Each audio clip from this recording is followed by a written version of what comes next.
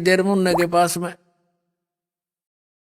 और वह खाल उतर गई, भाग्या दौड़ा, वो खाल उतर गई नीचे, गधा का गधा, वो को मार पीटा, एक तो न मारा नाश कर दिया, निकम्मे हम ड्रावर दिए, या खेती तो खाई सो खाई।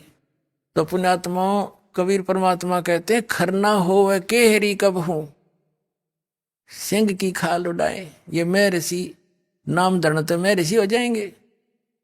अब शेर की और गधे की बोली से पता लगे है, तो उनकी बोली में बोली मिली सारे की, तो पता लग गया शेर की बोली ऐसी होती है, गधे कैसी होती है।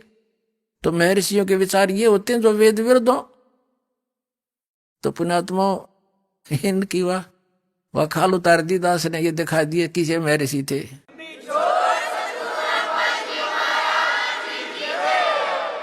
यानी इनकी बोली शेर की बोली और गधे की बोली का निर्णय कर दिया। वेद तो शेर की बोली, और कबीर परमात्मा और महापुरुषों ने जिनने परमात्मा को देखा और भगवान ने स्वयं आकर बताया, वह शेर की भाषा, वो तो सत्य है। और उसके विपरीत जो ज्ञान दे रहा है वह शेर की भाषा नहीं, गधे की भाषा है।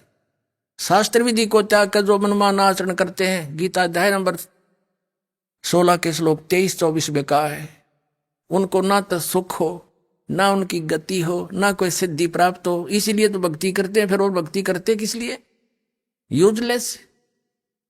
इससे तेरे लिए अर्जुन कर्तव्य और अकर्तव्य की अवस्था में कौन से साधना कर्म करने चाहिए, कौन से नहीं करने चाहिए, वेद ही शास्त्रीय प्रमाण है। किसी की दंत कथा पर विश्वास मत करना। तो पुण्यात्मा, हमने अपने सदग्रंथों को ही पुनः देखना होगा, और दास उन सदग्रंथों से ही आपके रूबरू कर रहा है कि ये ज्ञान गलत है इनका।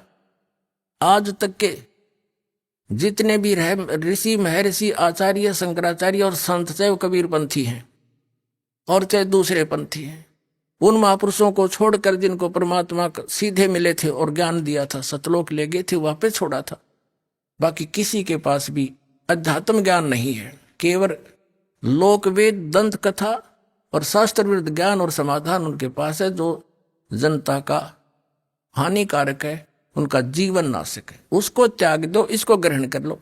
इतनी सी बात दास सारे प्रयत्न में करके यही फाइनल करता है। आप सभी परमात्मा के बच्चे हो। ये संत आचार्य ऋषि महर्षि जो पहले चले गए तो गए उन बाढ़ में, उनका तो हो गया नाश जीवन। जो वर्तमान में जितने भी बैठे हैं, संत हैं, ऋषि हैं, आचार्य और शंकराचार्य हैं, इनको सोचना चाहिए कि ये दास क्यों इतना बोल रहा है। आपके सीधम सीधा कह रहा हूं, तुम्हारा ज्ञान गलत है, तुम्हारी साधना गलत है, वेद विरुद्ध है, गीता विरुद्ध है। तो ये सांप सूंघ ज्ञान ने बोलते क्यों नहीं? या तो न्यू के रामपाल झूठ बोल रहा है, नहीं तो स्वीकार करें हाँ भाई गलत है, ताकि यह जनता जल्दी मान जाएगी। उनके कहने से सिर्फ इतना फर्क पड़ेगा कि सब सतर्क होंगे कि सचमुच, फिर वो देखेंगे सदग्रंथों से मैं दिखा दूंगा ऐसा चीज नो है भाई, अरे अपना भगवान पहचान लेंगे, दास का भी काम हल्का हो जाएगा, बैठ कर भक्ति कराया करेंगे, पूरा विश्व नाम लेगा और कल्याण हो जाएगा सबका।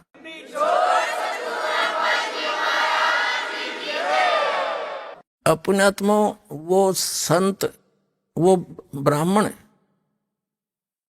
जो दुखी था, कई संतों के पास भटक कर महर्षि रामानंद स्वामी के पास आया था।